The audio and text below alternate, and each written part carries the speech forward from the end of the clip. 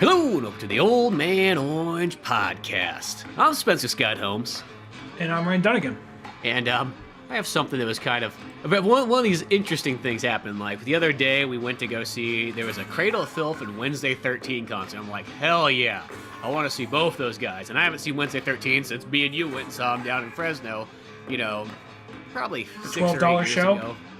Yeah, our $12 show where we bought our tickets online, and when we showed up to the event, they're like, you can buy tickets online? I'm like, well, here's the email that says I did. Imagine if we were stingy enough bastards to get there and being like, well, looks like I gotta rebuy them again. Like, I'm not spending another $12. Let's get back on the car, drive another 2 hours back home. Yeah, exactly, no. And, well, that was like one of the greatest concert places we ever went to, because I remember there was that couch there, and it was like, oh shit, we commandeered this couch. So the entire opening act bands, we were just fucking sitting on the couch, like mid-level, like it wasn't even like it was in the back, it was like dead center of like the concert. There's just this random ass couch in the bar, and we were just sitting there fucking watching all the bands and just being able to take it. I was like, dude, this is the best concert experience ever. I wish I had a couch for everything. There we go. All right, now I can hear you. We were just these two guys sitting on the couch. I know what you said, but people were like, "Are those guys producers? Just sitting there with their arms crossed, waiting the whole time." Yeah, they're like dead center of this concert, like so they must be somebody special. No, I just didn't feel like standing until like the main band we wanted to see started playing. Yeah, but I mean, like that really was like think about it. Like if every concert you could have a couch, wouldn't that be the coolest thing ever? Oh yeah, totally. I would really probably like go to more concerts if I knew there's a if I knew there's a couch waiting for me and me specifically, like I'd have to get there early to get in front of the couch. I'd probably go to a lot more concerts. Yeah, that'd be so much nicer. You know what I mean? Because it's one of those ones too. It's like you kind of forget like having a chair. Like when we went to go see Kiss on their final tour and we had the chairs, it's just like, it's so nice that if I ever want to take a break, I can just sit down. I know it sounds like such an old man thing, but it's like, after a while of standing there, my back starts to hurt. Well, I know I'm old and lame when we go to see, because we went to go see, I'm not sure if we said this on the podcast, we went to go see Real Big Fish not too long ago, and a big mosh pit started, and I didn't really think a mosh pit would start a Real Big Fish, but okay. They started anything, it seems like. Yeah, but the thing is, it's like, okay, you're in the mosh, okay, whatever. But people start spreading the mosh, and then the thing is, it's not so much the people slamming back and forth into you, it's the assholes holding the beer up above them, and then they have their elbows out, kind of like slamming into you. And that's where, like, this isn't me trying to be all, like, alpha male, like, chest pounding, but that's where, like, because I just turned to you guys, like, I'm getting the fuck out of this thing, because I was just, like, you know, I was just like, I'm getting the fuck out of this thing, because I'm about to punch this motherfucker next to me. I can't fucking do that, you know? So that's when I knew I was old and lame. It was like, these Real Big Fish, oh boy, that concert was too wild for me. I know, it's like one of those ones when I get to the point where I almost feel like I'm gonna have to fight somebody, I'm like, maybe I should back off a little bit. It's getting to that kind of interesting. And like I said, it's not the back and forth thing, because I was literally at the point I just had my hand out, just literally pushing the guy back, like, dude, fuck is, you know, he was like, like had like 2 fucking beers in his hand, elbows up, jamming into the side of my fucking neck. I'm like, motherfucker, I'm just about to. Sorry, I'm hogging your story right now. But yeah, that just reminded me. Well, see, this is the thing, is you got to go to, like, I guess, like, the older people concerts. Because I went to Steel Panther, same event, same place, in Sacramento, Ace of Spades and everything like that. And I was, like, pretty much front row. Well, not front row. I guess it was, like, second or third row, dead center. You know, right up there, you know what I mean? So close, I didn't even realize there's actually a platform when you're that close to the front that gives you like an extra 2 inches. And not a single person pushed, no waving. It was just like, it was just a bunch of people standing there like, yeah, music. Let's appreciate it. Yeah, that's what it was. I mean, granted, here's the thing. Like, probably most people there were like 40 and up, I would say. You know what I mean? If you're kind of under 40 or a little bit in the, I guess the younger odd out crowd. But, that was kind of nice. Even though Steel Panther's a newer band, it's kind of like, oh, here's a hair metal band.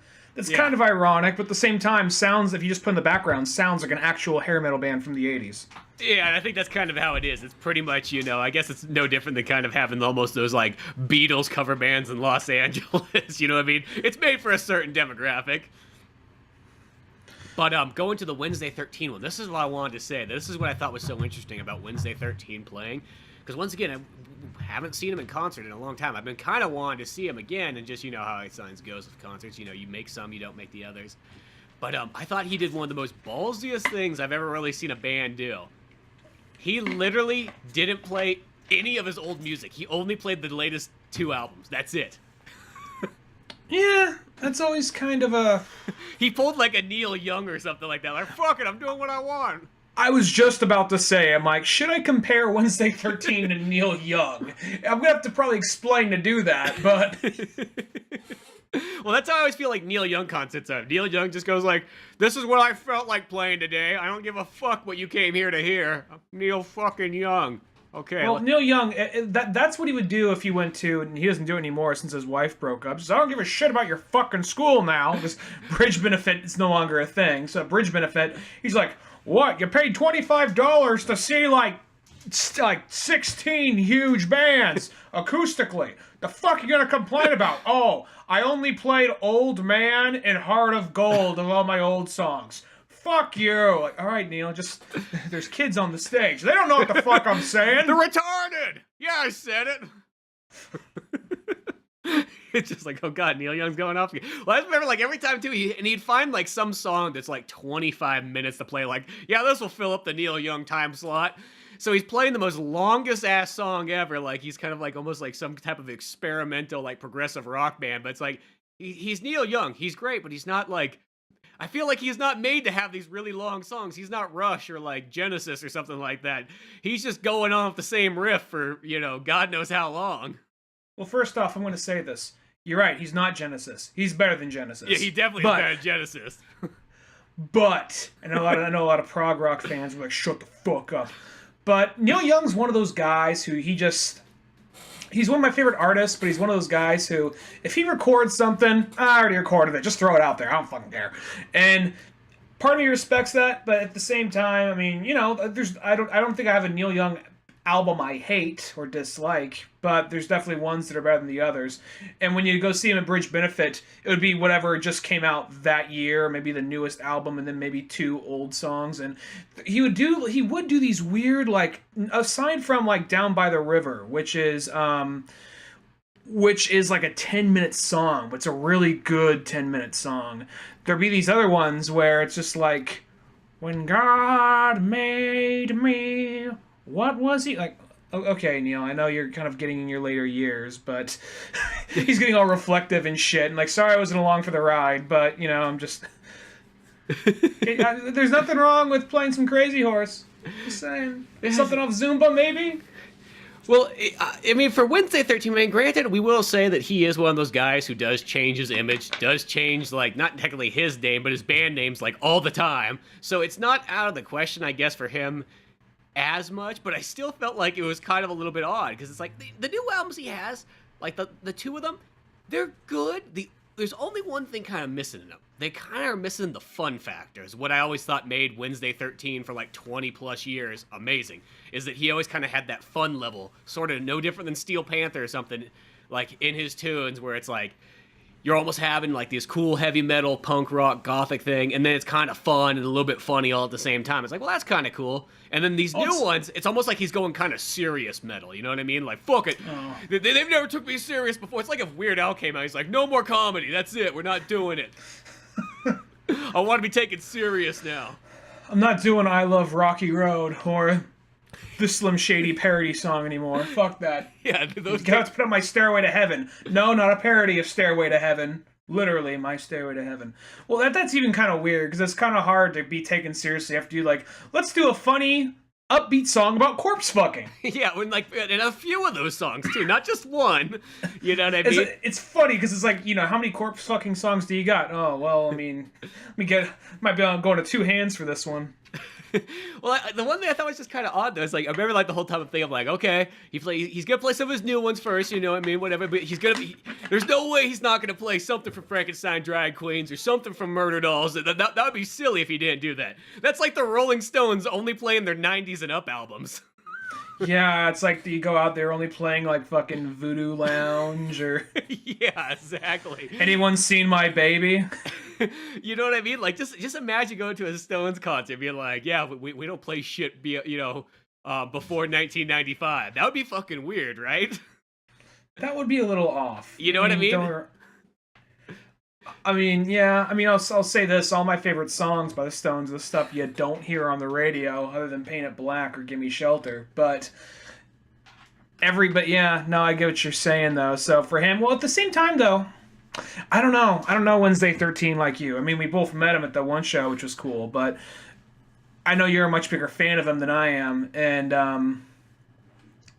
I think it's one of those things where it's like, I imagine his fans really stand out. Maybe he's thinking like, you know what, I'm not like huge, so I could probably get away with this shit. But then again, though, his fans stand out. You know, his fans follow him, so it's probably one of those things where you think you would go somewhere down the middle with that.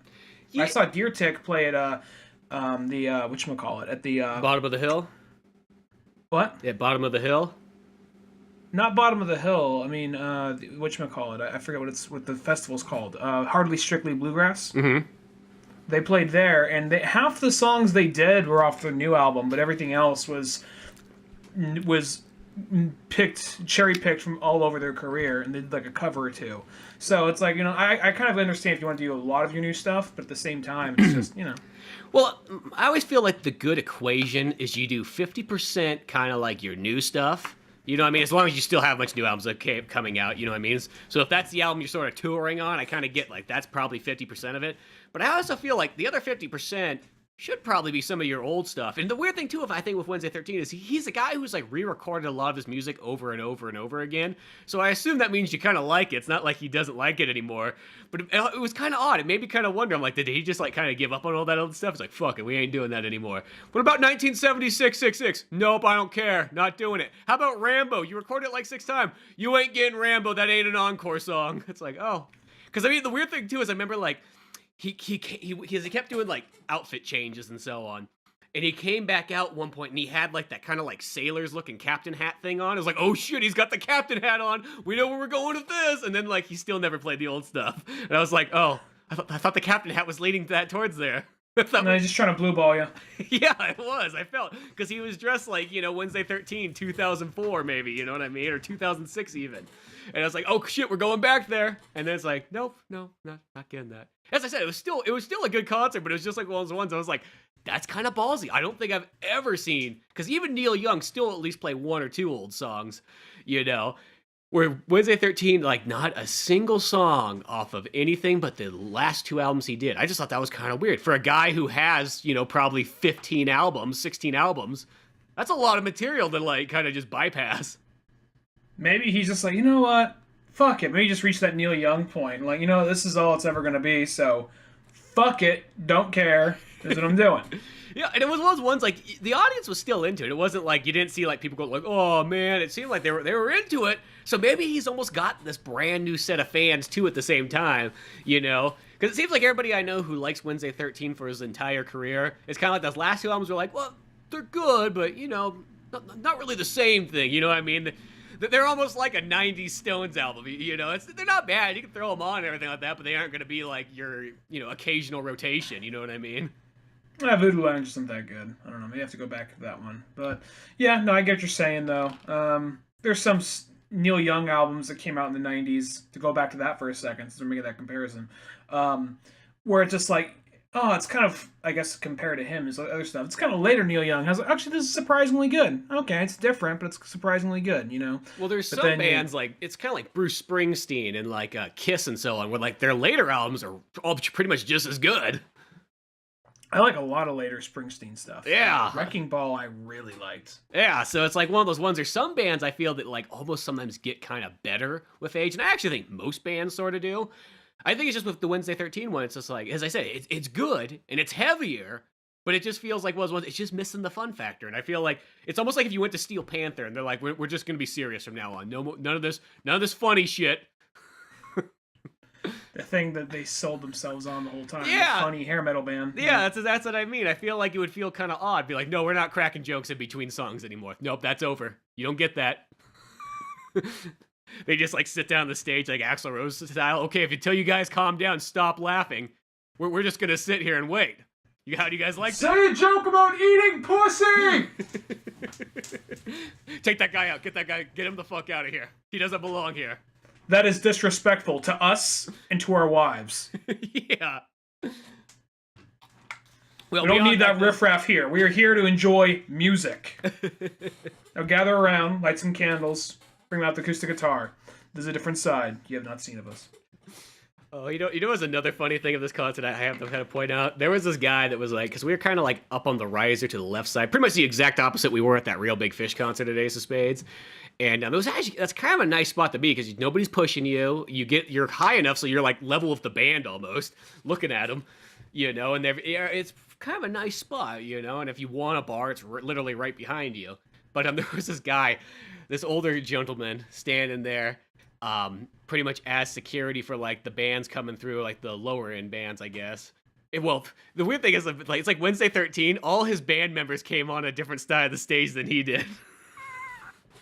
Didn't that happen last time? Yeah, well, I think something like that happened too. So, well, when we saw him the first time, when I saw him, actually, the only time I saw him, because they all were dudes like in pale makeup and black hair. Like, there he is. Oh wait, no, that's his bass player. There he is. Oh wait, that's a guitar player. There he is. Oh wait, no, that's just the guy carrying drumsticks, not the drummer. He's just a guy helping set stuff up. Even the roadie's got to dress like that. Okay. Right. But no, it's still like that. Every single member pretty much looks like a Wednesday 13 kind of clone. They all have maybe one thing slightly different about them. You know, that's about it though. But I don't know. It must be like part of the band description. You have to look like Wednesday 13. This guy has a ponytail. This guy shaves half his head. Yeah. This guy has a lip ring. But there was this older guy standing security for like everybody kind of coming through there and so on. But he had like a Punchline sweatshirt on. You know, like this place we went and saw Christopher Titus in Sacramento.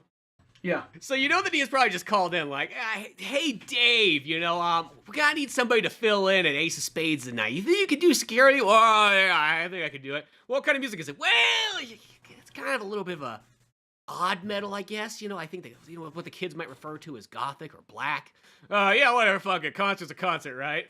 You know? And so this guy's standing there doing security, and the first band that was up is called Raven Black, and they're pretty neat too. They're kind of in that similar, like, kind of, you know, scary clown, gothic rock. You know, they fit in well with Cradle of Filth and Wednesday 13.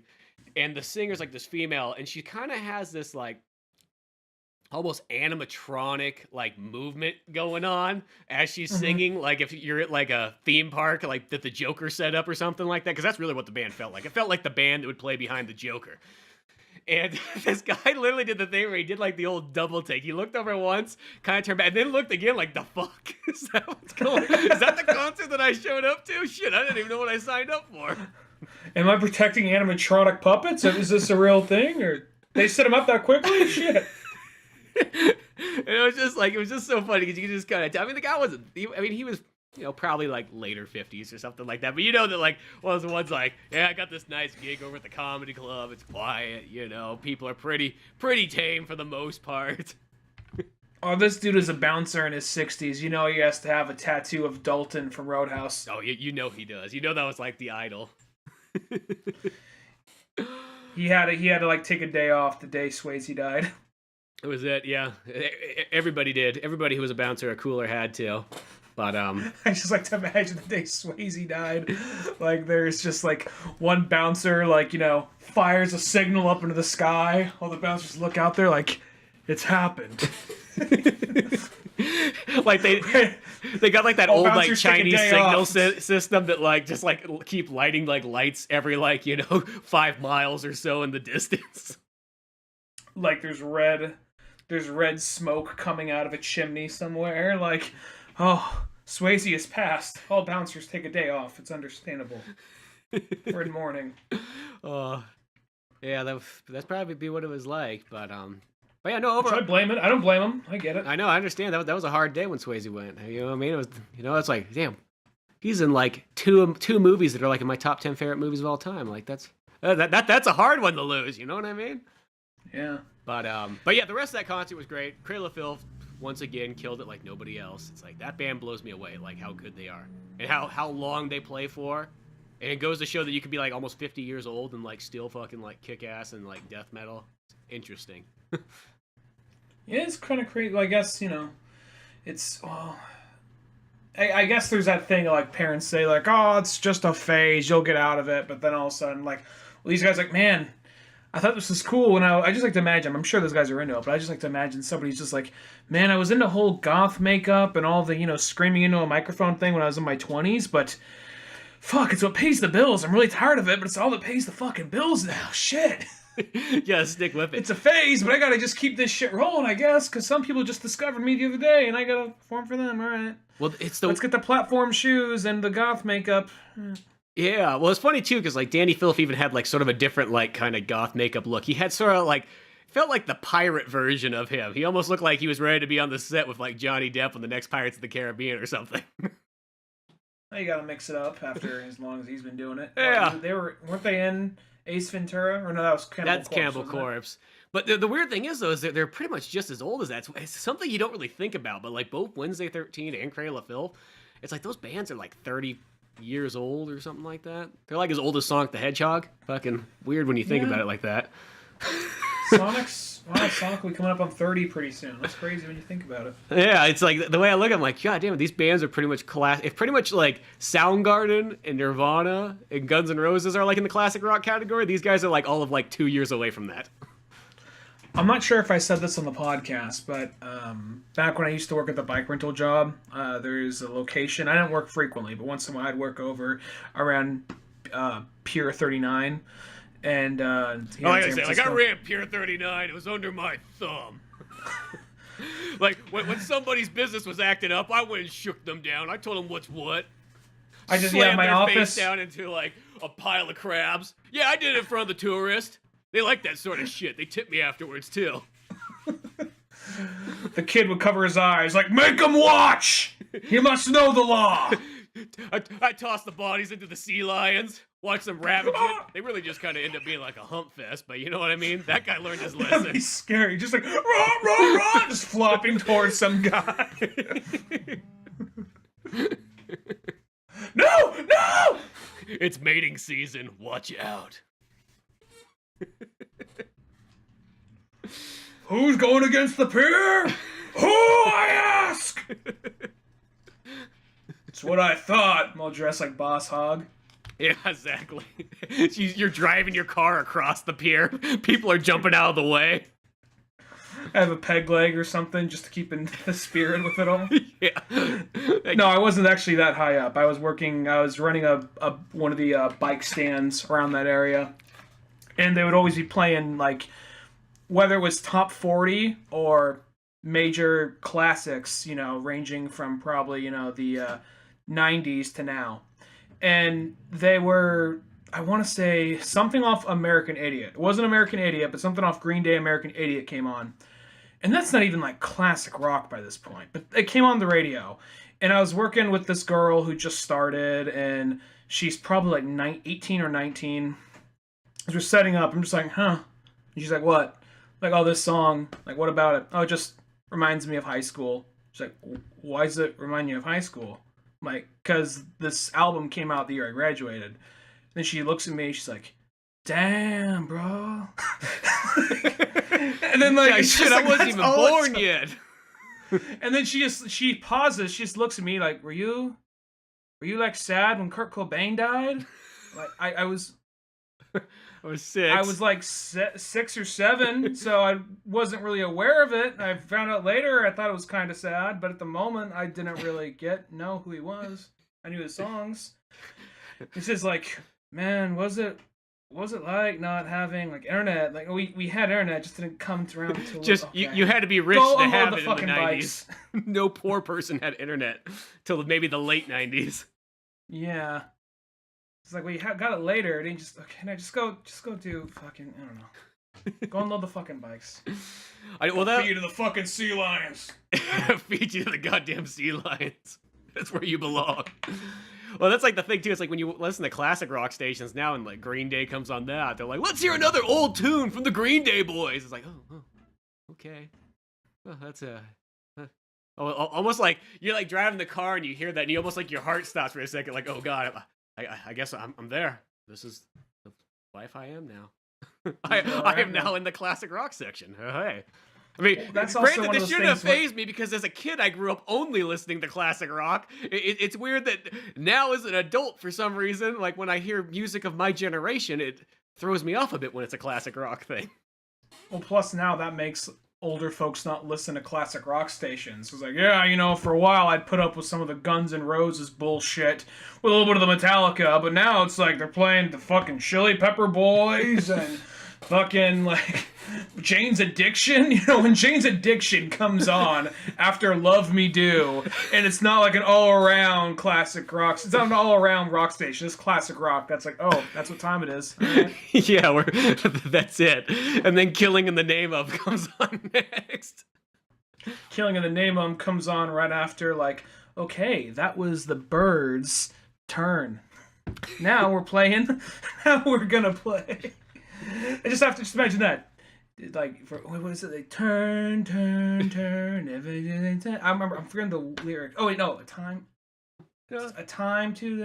it's like a Bob Dylan song the Byrds did. I'm drawing up, like, I think Bob Dylan wrote it, but I'm drawing a blank on the action. Is it time or turn? It's something like that. Whatever. Oh, it does go turn. Something turns. Yeah, that song. Okay, so I am right. And then just leading into, like... Because I do what I told you!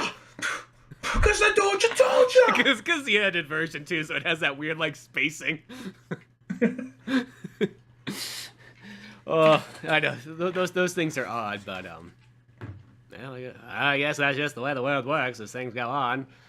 We're older and we're dying. Yeah. But hey, the world's not a bad place. No, we have there's fucked up shit, but there's still good things about it. Shit, we get choices galore. That's how I always look at it. Whenever somebody fucking, like, is disrespectful about, like, almost like the amount of shit they get, that fucking pisses me off. Because I'm like, you know what? You could not have any of this stuff.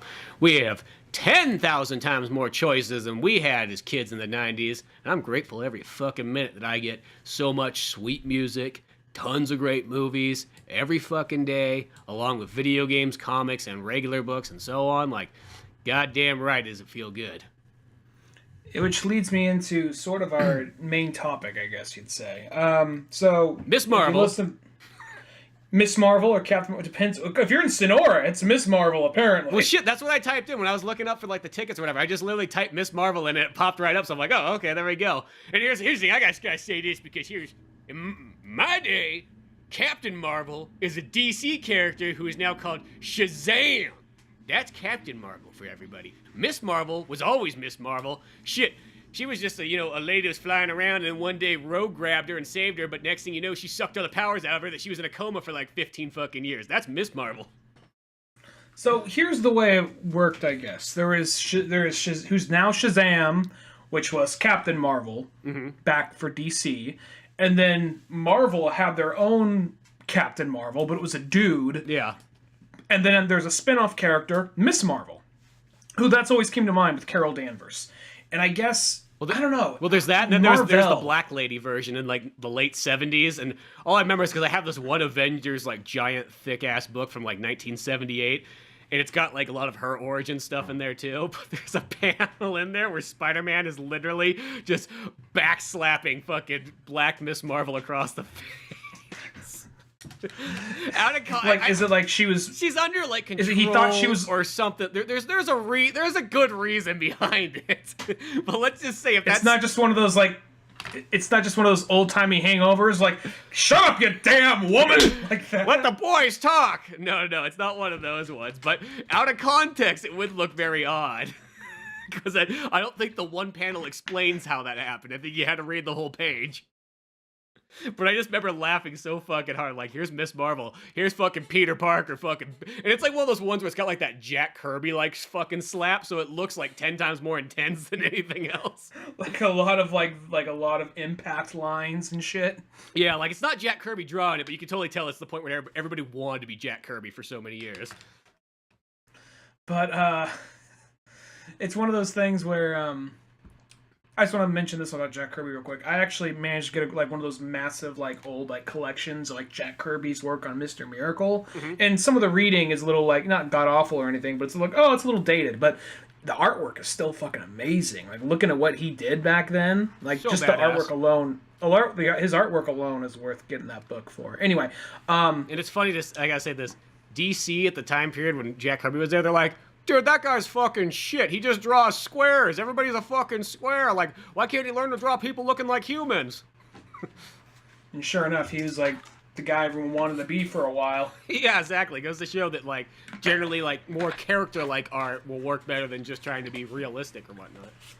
I'm going to say this, and we're on the record of being more DC fans than Marvel. I still love Marvel, but we're more DC people.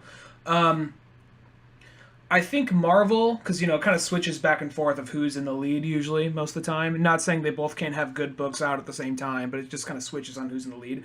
I feel like Marvel essentially pitches and gets some of the good ideas rolling and gets it out the door, and they're the ones that kind of like are a little bit of the forerunners for a lot of stuff. But then DC, after a little bit of trial and error, they figure out, oh wait, we can do it like this, and actually kind of improve upon it until they run that in the ground. Then Marvel, you know what I'm saying? Not saying they pick it or not saying they cherry pick it, but there's that period where Marvel was just very, it's like they're the ones that kind of like, let's give him a lot more dimension. Let's, like, Spider-Man, let's make him like an everyday man who's having trouble. Let's make Iron Man an alcoholic. Let's make Hulk a sympathetic monster. And then DC's like, let's try traveling heroes. Yeah, well, it's definitely one of those ones where I feel like Marvel's very, like, jump the gun to being, like, experimental, which that can kind of go multiple ways, because that's how I feel like a Marvel book sort of goes. Like, a Marvel book can be, like, one of the most amazing books you read, and then you can get kind of a lot of lackluster ones, too, where I feel DC kind of, like, steps back, sort of watches, and then goes, okay, let's dial this in, because I always just feel like, I mean, I know this probably just sounds like a DC fan over, like, a Marvel fan, but I feel like when I pick up a DC book, I have a higher chance of it being, like, a good one than, like, a bad one, where, like, Marvels always feel kind of like you're rolling the dice on every single issue. Like, sometimes you get a story like, dude, that story is fucking amazing, and then you'll get, like, another section of stories and you'll go like, god, that was fucking stupid.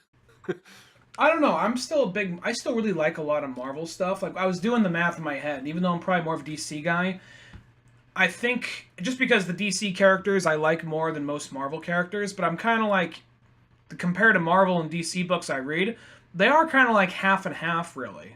But, I mean, I like Batman, I like Superman, I like Swamp Thing more than most Marvel characters, or more than any Marvel character.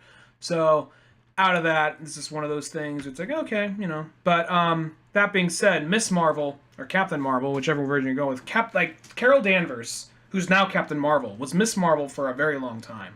Yeah. And they recently, I guess they thought, you know what, I guess let's make her Captain Marvel, because Captain Marvel's not even really all that. Maybe I'm wrong, but I don't think Captain Marvel is that popular of a character anymore. People didn't really give a shit about Marvel for a while, it seems. I mean, I'm sure he has his fans, but whenever there's a big event going on, I would rarely see him, where I would always see Carol Danvers along with him. Along with, like, whoever, whenever there's, like, some big crossover event. Because there's that period where, like, every other month for, like, 5 years, there's a major crossover event, and Carol Danvers was always there to some extent.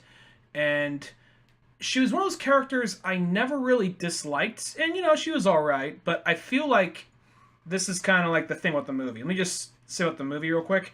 I liked the movie. I wasn't blown away, but I liked it, Yeah, that's how I felt, too. I felt it's a very solid, center-of-the-road movie for a superhero one.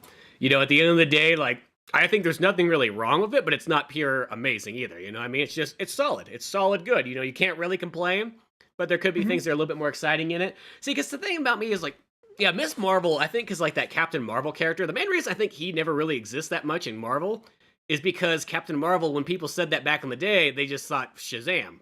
That's where it went to. Only recently have they really tried to stir that ship away that, like, makes people, like, kind of forget that Captain Marvel. But for the longest time, Captain Marvel was just Shazam. That was just what it was. So I think in Marvel, they're kind of like, shit, our character was not nearly popular enough. Well, we got Miss Marvel, so she's got a different name. So let's just kind of use her instead, because Avengers books from, like, the 70s on up, like, seem to always have her in it at some point here and there. And whether it be, Carol, or whether it be the other Captain or the Miss Marvel girls and so on.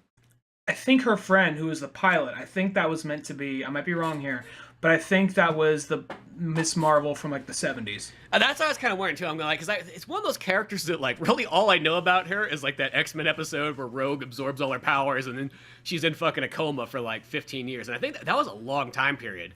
Because really, for the most part, people used to always think that Rogue's powers were just like, oh, she has super strength, you know what I mean? She can fly, and then she absorbs people. That's like her like secondary, almost like kind of like Wolverine. Most people think, oh, Wolverine's powers are his claws. Well, no, it's his healing ability. Oh yeah, I thought that was the secondary ability. Oh, okay, you know.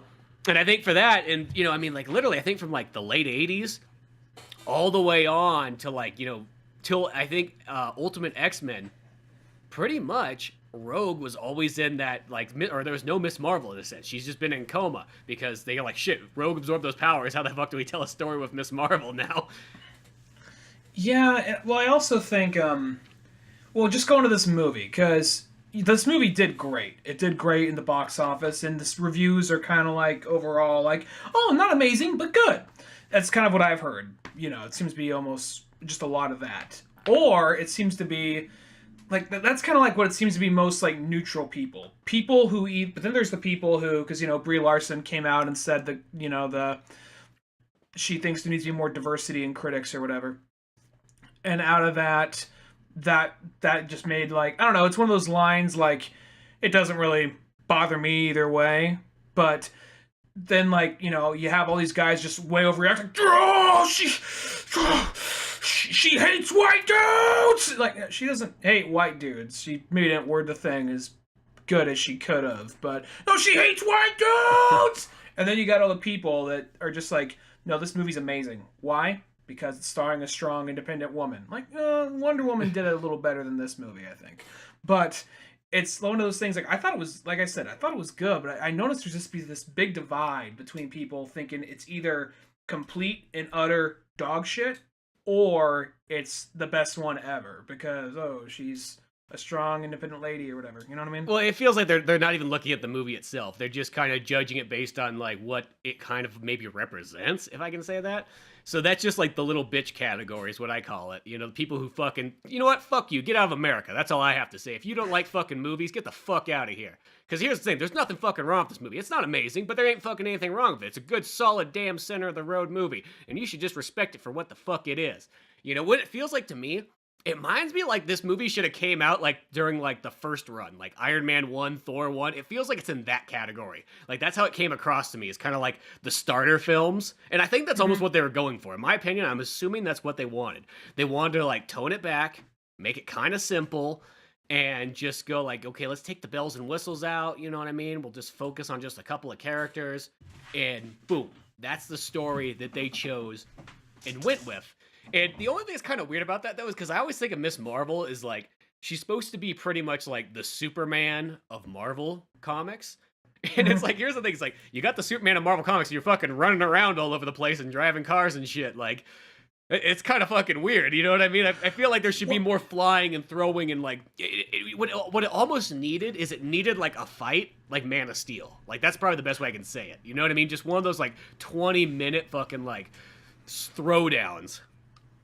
Well, I'll even say this: in Man of Steel, it seems like it's a long fight, but it's only like 5 or 4 minutes. Is it really? It always feels like that whole like. Well, I'm talking about from Smallville all the way into the the end. Oh yeah, there's little like breaks between there. Yeah, I mean, I know there's little breaks, but for that whole like last act of that movie, feels like that's a long battle. I guess maybe also because in no other Superman movie beforehand did we ever have like fucking throwdowns happening and just slamming people around and so on. And that to me was about the only thing I felt this movie was kind of missing. Like, I think the rest of it was all pretty darn good, but she really doesn't get her powers to the very, very end, and then she's fighting a bunch of people that have pretty much not enough power compared to her. So it has that same Wonder Woman feel where, like, oh, here's Wonder Woman, and or here's even Miss Marvel, and she's super overpowered, and she has nobody really to fight. Well, that's the thing about the movie is, like I said, I thought it was fun. I have no problem because this movie is trying to be a. This movie does have an agenda to an extent, but it's not like some like man-hating agenda that people are making it out to be. Yeah, there's actually like no man-hating in it really whatsoever. Shit, Samuel L. Jackson's doing great the whole time. Yeah, well, I mean, that's what people, you have people say that, like, they're trying to make all the men weaker because they can't they make Jude Law look bad or whatever, like that type of shit, It's all, the people saying that, the people always say that, like, I shouldn't, because YouTube just recommends it to me, but every so often you'll see some, like, review, like, like, it says like Captain Marvel, and then there's some guy with granted I got a beard, but there's like some really pudgy dude in glasses with a beard with his arms up, like and just like when I see those videos, I tell YouTube not to show me that shit anymore. I usually don't. I usually like just turn it off, but I'm like, I gotta challenge my own sensibilities here. What is it? Oh, exactly what I thought it was gonna be. Okay, yeah, block. So, but the thing is, I don't think she's a fully. I don't think she's fully as realized other characters they've had movies on, and I think they are trying to ride that whole, let's try to be. I think they're trying to hope for a Black Panther for girls. I think essentially that's what this movie was hoping for, and it didn't do as good of a job as that, but it was still a fun movie, and that's all you kind of really wanted to go see. Really, at the end, that's all I really wanted to see at the end of the day. Yeah, it wasn't Ant-Man and the Wasp. At least that's. Yeah, it was way better than Ant-Man and the Wasp. Ant-Man and the Wasp is probably the worst one I think they've made. I think so too, and I hate saying that because I feel like I should. Like, the idea of you telling me that there's going to be an Ant-Man and a Wasp movie sounds fucking so good, and then it's like, it kind of just bums me out. It's like, man, that movie's just okay. Just, Like, yeah. It's one of those movies, like, I mean, I don't want to be hate-mongering or anything like that, but I mean, it's really one of those movies I kind of feel like, if you never watched that movie, you'd never be missing out on anything. There's, like, it doesn't add anything to the storylines or whatnot, but, Well, I'll be 100% honest with you, and this might make me sound dumb, but when the first Ant-Man came out, I actually assumed that, like, okay, they just made this movie so they can introduce him in the next Avengers movie. That's all I assumed. Like, oh, they're making another Ant-Man, which, of course, makes fucking sense, but just like, I feel like that probably would have been the same thing with, I mean, I guess that's kind of like their game plan. Like, all right, we'll throw it out there, see if people like it. Chances are we'll do good. Chances are we'll get a sequel. But if not, we'll at least throw this character in other movies. Yeah, they can always do that and so on. But no, like the Miss Marvel one, I liked how it took place in like the 90s, kind of changed up the pace a little bit.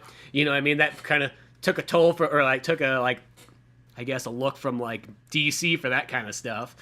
But then, it kind of was kind of, they kind of had like the music of the time period. I mean, sometimes that like kind of like right on the nose like tunes can be kind of a little bit kind of like roll your eyes. Like, well, I mean, I know it's 1995. That doesn't mean you're always just going to hear that everywhere.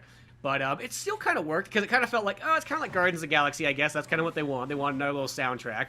I will say, when she gets thrown to the Blockbuster and there's the fucking True Lies stand-up that Ryan over at the Arnold Fans or Arnold Radio News podcast, I love how he has one of those in his like basement setup for his podcast. And I remember seeing him like, dude, there's the stand-up that he has right there.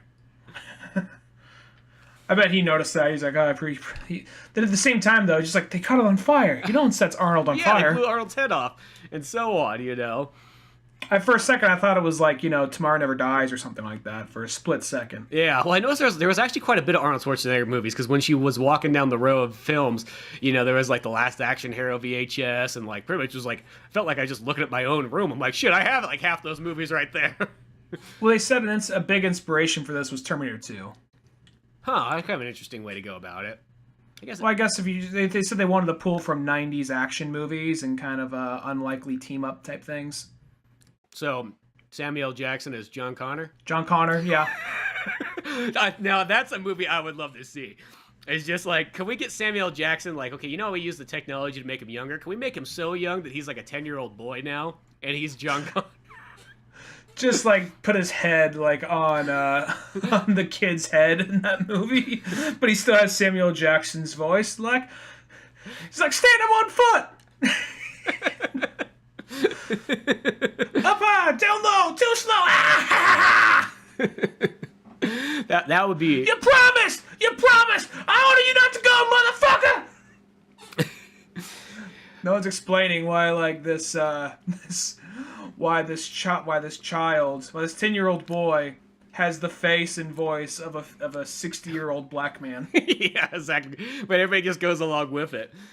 But well, that's the other thing I thought was kind of cool about this movie is like it's not really sold as this, but it's kind of like it's also a Nick Fury movie as well too, which is kind of neat.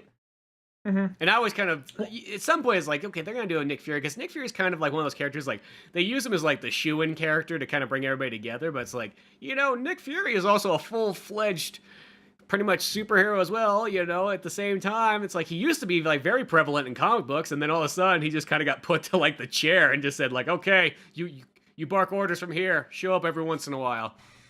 Yeah, they kind of do that now. Well, they actually even update, because originally Samuel Jackson Nick Fury, he popped in Ultimate Comics. Because, like, rebooting it would be cool if Samuel Jackson was Nick Fury. And then when they started doing the movies, like, you know what? Let's go Ultimate Nick Fury. Because, fuck it, Samuel Jackson. If everyone wants to see that, why not? I think it's the Avengers cartoon show where, like, I want to say that's the one it is, where they do, like, the half-half, like the 50-50 blend of Nick Fury, where he looks like the hair. He looks like Samuel Jackson, but he's got, like, the white hair, like the little side things, sort of like the Reed Richards style. But then what they did in the comics was, I'm not sure what happened to OG Nick Fury, but now this version of Nick Fury is in the comics, and they got a point across in the mainstream comics, and I think they got it across that, this is Nick Fury Jr. So Samuel Jackson Nick Fury is the son of OG Nick Fury. So now it correlates with the movies. Well, because really at the end of the time, or the olden days, old school Nick Fury is same era as Captain America. Hasselhoff as well too for the movie. But like that's how like old Nick Fury's supposed to be. So it's kind of like, well, we can't have like a 95-year-old man like fucking walking around kicking ass and commanding orders. I'm like, well, I don't know. That sounds pretty cool when you say it like that. Just a World War II vet who won't fucking die. We can't. We just thought we honestly didn't. If we knew he was going to live this long, we wouldn't have given him this position. In all honesty, we wouldn't have given him that fucking parking spot. Maybe that's the thing. That could be old school Nick Fury's superpower. Is he's a World War II vet that can't die. Makes sense. But many tried, but none of them can get me. But that's the one thing is I definitely like that part of the Miss Marvel movie quite a bit. Is the fact that you focus a lot on Nick Fury, because I just think that's kind of cool in itself. It's, you know what I mean? It's not a character kind of like Hawkeye that I kind of always hoped, even if he has like the secondary role in the movie, like that you could pretty much make a movie that's like, somebody in Hawkeye. At the end of the day, why not? I was gonna say, you keep saying Miss Marvel, but didn't you say, because like in Sonora, your ticket stub literally said Miss Marvel? I want to say it did. Let me check. I mean, that's how I asked for the movie. I literally typed it in online to see what time it was at, and I typed Miss Marvel, and that movie popped up. I didn't think anything of it. Then when I went to buy my ticket, I asked for Miss Marvel. Nobody questioned what I said. It just says Marvel, actually, on that one. But okay. So it makes it sound like I went to any Marvel movie. It's like, can I see the Marvel movie, please? One for the... I thought it was one of those things like Sonora, just like, all right, you think you're a captain, but slow your roll, honey. Look, come on, Miss Marvel. Let's go with that, all right? Don't worry about it. Like, I literally never knew this movie was called Captain Marvel until you said that. Like, I always thought it was Miss Marvel this whole time. Really? Yeah, I really did. But here's another thing I thought about this movie. This movie never had any trailers in theaters. Or, I mean, it might have did at somebody's theater, but, like, I go to movies, like, every single week. Generally, you see, like, a movie like this, you would have saw probably the trailer, like, almost every single time. They never showed it. Going into this, because I saw the trailer a lot for this. Dude, going into it, did you know it was going to take place in the 90s? I had absolutely no idea what this movie was about. All I knew was Miss Marvel. That's it. So you went into this movie totally blind then? Yep. They never showed a single trailer. They never had anything on it. You know what I mean? I know the trailer was online and so on, but I never watched it because I only like to see trailers in the theaters. So going into it, I think maybe that's probably why I enjoyed it even more, too. Is like, man, that, and it's like I've never read really Miss Marvel other than when she appears in the Avengers comic. Or that time that fucking Rogue absorbed her powers. So that's about all I knew about her. So sometimes that kind of makes, I think, the experience better than somebody who knows every single, like, nuance about a character. Mm-hmm. And, I don't know, like, as I said, like, I still enjoyed it, because, I mean, it had, like, the Top Gun vibe going for it, too, and it had one of the best Stan Lee cameos I've ever seen. I do have to say. When I saw the Mallrats thing? I was like, dude, that right there is, like, the deep cut, like, Stan Lee, like, cameo. I'll say this, something kind of jumping over near the end. I know that earlier we were talking about the music they chose, like it was very on the nose 90s music, and I heard a lot of people complain about because one of the final fights. They start playing "No Doubt," "I'm Just a Girl," and I know it's kind of trying to beat it over the head of just because that song is very sarcastic and kind of like fuck off, I'm gonna do what I want, and That was probably, and I hear a lot of people complaining about that part because they think it seemed a little too on the nose and it was taking away like the dramatic moments of the movie for that scene. But I didn't take it as that. I actually really liked that part, and maybe because I like that song, but I thought it was one of those things where I don't know. I didn't really take that scene as that intense. I thought I took that as more of like a scene that was meant to be like, oh fuck yeah, we're gonna have some fun. That kind of the scene that kind of meant to amp you up, sort of, rather than be like, you know, comical or dramatic or anything like that. Because there are people saying, oh, it took away all the dramatic gravitas previously. I'm like, I don't think it did really. I thought it just was, hey, this is kind of like, you know, a scene out of Guardians of the Galaxy almost. Well, and I think that's exactly what they were going for when doing it. I mean, I will say myself that it did kind of take me a little bit out of the scene because you kind of had all this orchestra music and then all of a sudden it switches to that. I mean, I don't think it was a bad choice, but I could kind of see it's one of those ones like if you saw two edits of it, like here's the edit with that song, here's the edit with just the action orchestra music. I don't know. It'd be interesting to see what one kind of works better. I mean, with the way the rest of the movie was going, they kind of had that Guardians of the Galaxy sort of filter of music over it. But what I kind of still liked is the movie was kind of taken more serious like a Captain America movie. Mm-hmm. Well, it wasn't overblown with comedy. There's definitely comedic moments in it, but it wasn't like comedy stacked upon comedy. Something they did a good job of because they were in the marketing. They're trying to trick you and make you think Jude Law was Marvel, that he was the original Captain Marvel, but he's not at all. He's just this punk ass guy who's trying to control her and trying to train her, and then she's like, "Fuck off! I'm doing this my way." And they make it that Marvel is rather than being Captain Marvel, Marvel is actually the lady who is the scientist and all that. One thing that pissed a lot of people off, and you know they can go back and change this because it's 20 years later. I mean, I was kind of like, it didn't piss me off, but you know it used its lore against me, my knowledge. Spoilers ahead here. Making the Skrulls sympathetic and good guys. That was one of those things like, wait, what? What? You know, okay. I like that because I didn't see that coming at all. And I thought that's what made it kind of cool. I was like, you know what? That's an interesting twist on there. Why not? Let's just do it. You know what I mean? I felt it worked for that movie. You know what I mean? For that story, I know that the Skrulls have always been just like the most evil, baddest like nation around that you can't trust whatsoever. But like, I felt like that was kind of like, you know what? That was kind of an interesting twist on there. You know, because here's the thing: these are all adaptations. You know, sometimes I think the Marvel people sometimes kind of take things a little bit too literal because, for the most part, mostly a Marvel book, you only have like one or two story iterations. There's kind of like original Marvel, then there's like Ultimate Marvel, and every once in a while there's something kind of like else thrown in there where like I feel like in DC you're kind of given so much Elseworlds and so much like other stories that you're kind of used if something kind of changes a little bit. It doesn't throw you off nearly as much. Yeah. But I think Marvel people get like, what? They didn't do that in the comics because, I mean, I know. We've had some friends before where, like, they flipped out during some of these Marvel movies because they're like, it wasn't the exact same thing as the comic. And I was like, well, don't expect it to be the exact same thing. I don't expect it to be the exact same thing. I mean, like, granted, like, I think a lot of times if you want to do a movie 100%, you probably should do it the exact same thing as a comic. But if you don't do it that way, I'm like, I just kind of, it's adaptations. That's like, pretty much every adaptation's always kind of been like that, you know what I mean? So if you ever get the few that are pretty much like, oh shit, that's pretty much like exactly how it is, then it's almost like, well, that's pretty sweet in itself. Mm-hmm. And what was I going to say? Because I thought it was also smart because, like, okay, they got Ben Mendelsohn to play, like, the head Skrull, and he's always a villain. He is always a villain. So it was so smart to have him start off as a villain, just like, oh, wait, no, he's not a bad guy. Yeah, no, I thought so, too. It's like, as I said, like, that was just a great little twist they threw in there, and I was like, oh, shit, I didn't expect it. One, I didn't even know the Skrulls were going to be in the movie, too, so I was already kind of excited when I saw that. That's the best thing about going to a movie and not knowing anything about it. That's how all movies should really be seen. I think we should just ban trailers altogether. And well, except for maybe you need trailers for movies that nobody has any idea what the fuck it is, maybe. But beyond that, though, sometimes just like a movie poster is all you need. You know what I mean? And that's all I knew about this movie. And I think that's almost like why I enjoyed it even more. So they had Ronan in there. They had Ronan's right hand, Ronan from Guardians of the Galaxy for a minute. Mm-hmm. His right hand man from Guardians of the Galaxy as well. So it's like okay, they're good. Like.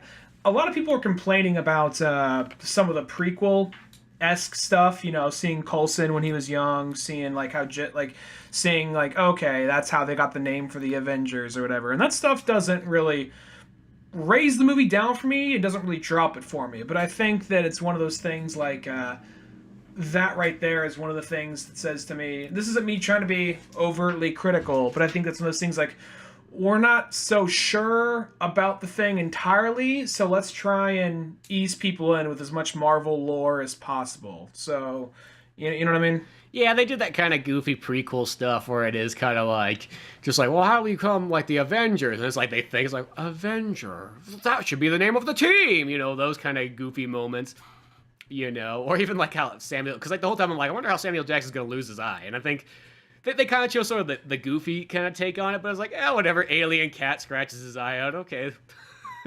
Well, even the part when he first gets into that car crash, I like, and his eye's bleeding, kinda, and there's like red in it. I'm like, oh, okay, all right, simple and done. Then later it's fine. Like, oh, I guess not. well, that's like kind of like they kind of like led you in with other stuff, and then they would twist it to you at the last second and be like, nope, that's not it. Oh, okay, well, let's keep carrying on. We'll find out how he does lose his eye. Once I saw the cat, I'm like, I know this is going to be how he loses his eye. I kind of was like, there's no way. He's like way too into that cat. That cat's going to turn on him at some point, but then still hang out with him. I love how he's so cool with that cat. You know what I mean? He's like, cat fucking scratches his eye. He's just like, whatever. Cat's still there at the fucking in his office later. Yeah. Well, even the thing with the cat, when it well, actually, the thing with the cat. I was gonna say, the thing with what was it? Oh yeah, there's a part in Winter Soldier when he says, "Last time I trusted somebody, I lost my damn eye." Oh, so it doesn't really come back. So, like, I guess unless that cat, like maybe the neck. He's referring to the cat now, so it's one of those things.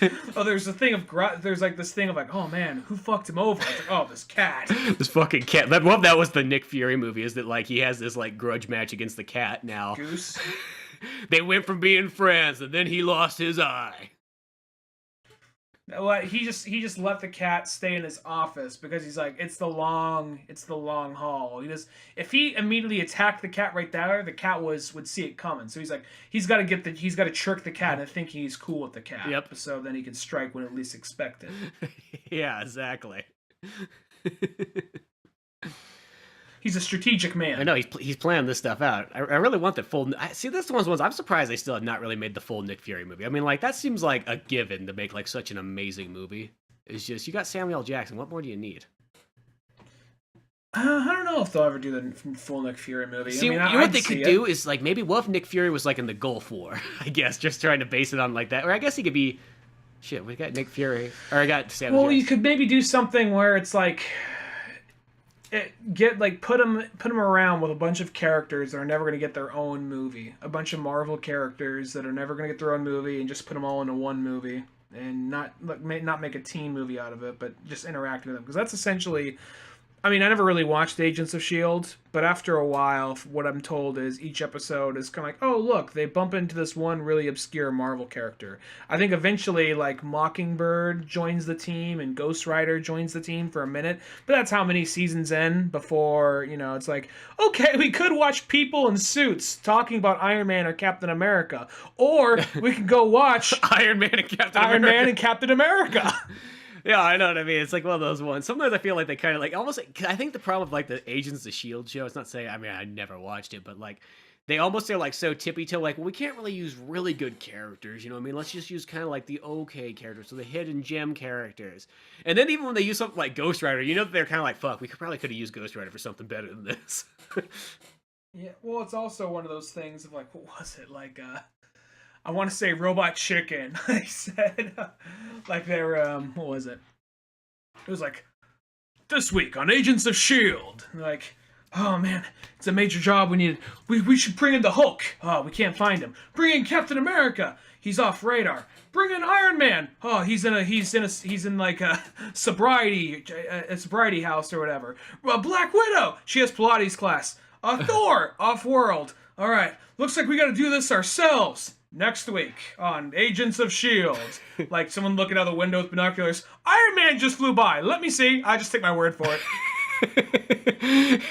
Yeah, that sounds probably about right. That's what I assume. Well, it's just what I think. Like Lady Sif was in an episode, which if there's a movie that just came out, they would like maybe pull in like something from the movie that kind of linked to it.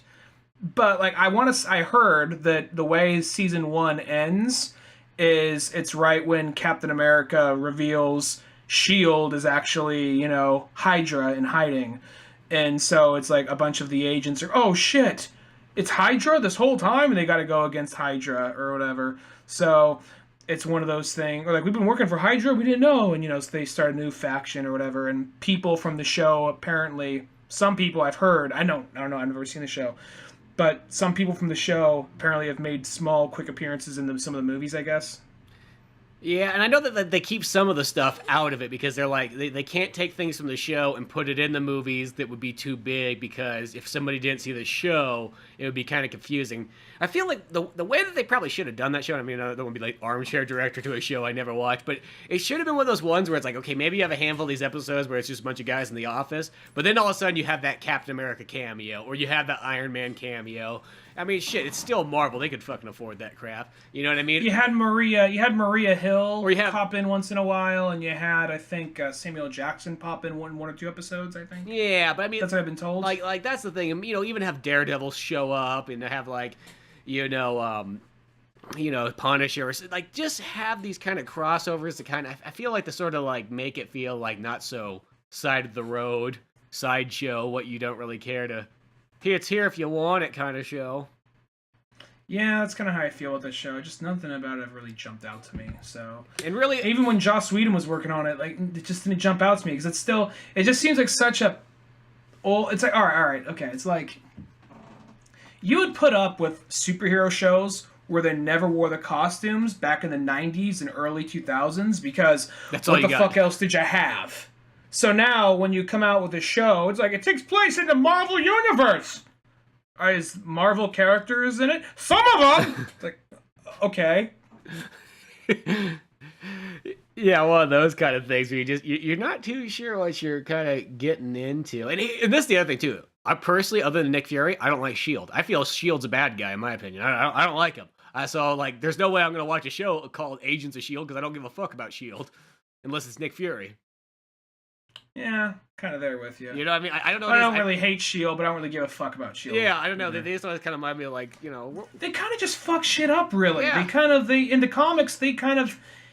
Well, Maria Hill, especially, they kind of instigate the Civil War in the comics.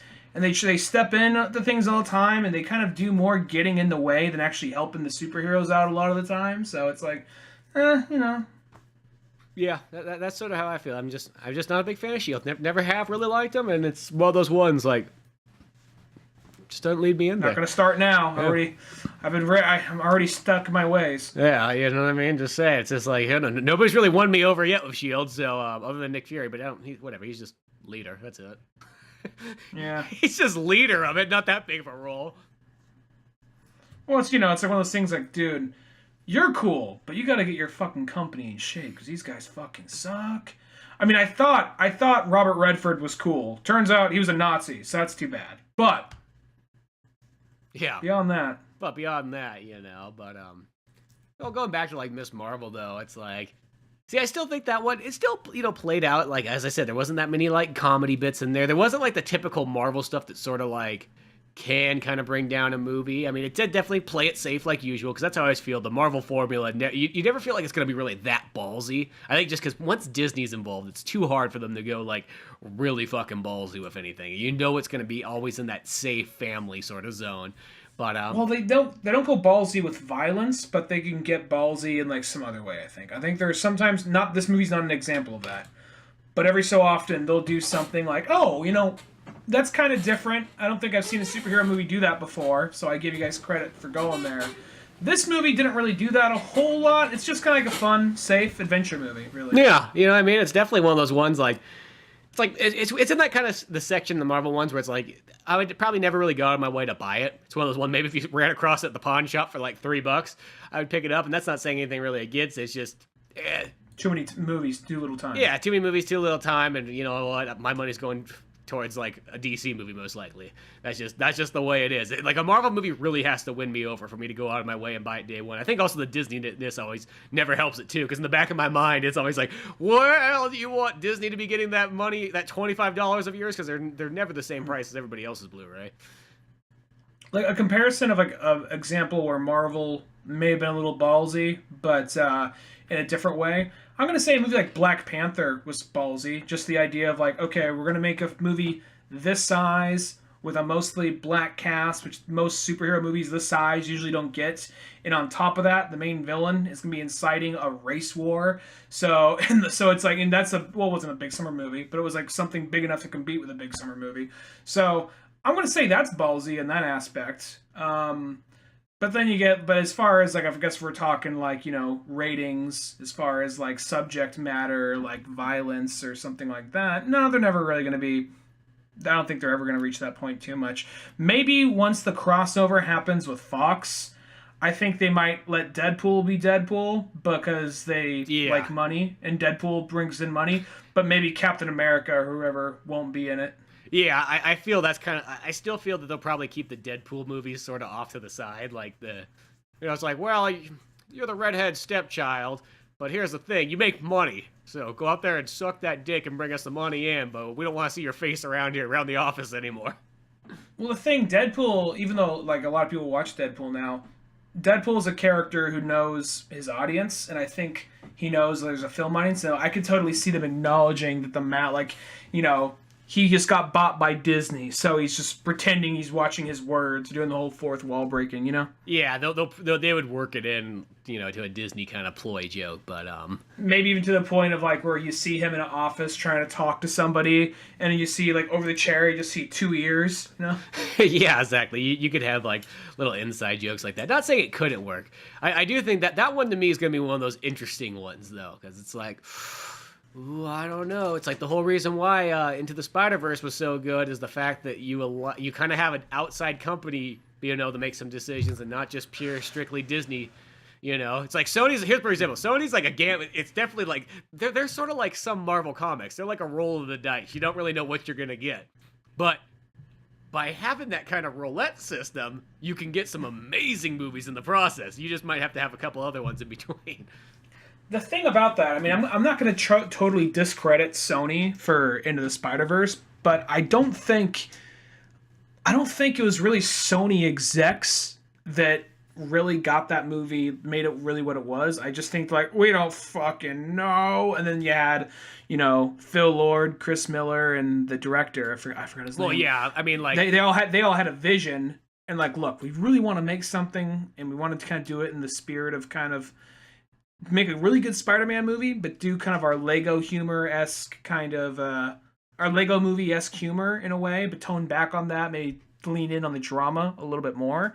And like, okay, all right, yeah, all right. I honestly think that by that point, Sony was just like, just fucking something, because they like their animation studio gets a lot of their movies aren't that fucking good. Yeah, well, I'm just saying it's under the Sony banner. That at the end of the day, it's carrying the Sony flag, and it's not carrying the Disney flag. Let's just say that's what I mean by. I'm not saying like this. I'm not talking about the execs or anything like that. I mean, yeah, at the end of the day, it takes a good writer, director, and crew. But the whole point is I feel once you're under sort of the Disney roof, you kind of got to follow the Disney rules. Where I feel like Sony's kind of like they make all kinds of mistakes and they do all kinds of things right. And they can stumble over the place, but that almost kind of gives you don't know what you're gonna get, but that sometimes gives like the fact that you could get something really awesome and cool because of that. Where Disney's kind of like, no, you play it fucking safe. Don't you dare fucking like try to like don't try to do too much. I think your analogy of it being kind of a roulette, like we don't know what we're gonna fucking get. Let's just see what happens. I think that's a good metaphor right there, because you do got to give them credit for just trying out like this movie, especially when they like a year previously they put out like some bullshit like the Emoji Movie. But at the same time, though, after that movie won an Academy Award, and it just got all this praise, and being the first superhero movie to win like something other than visual effects and makeup, and okay, Heath Ledger, but I mean, I love that performance of the Joker, but he wouldn't have won that if he didn't die that year. Yeah, exactly. Yeah, let's be truthful right there. He not saying he didn't deserve it, but they wouldn't have given it to him unless he died. Yeah, I'm just saying that I think he totally deserved it, but it feels more like they just gave it to him to appease fans. But anyway.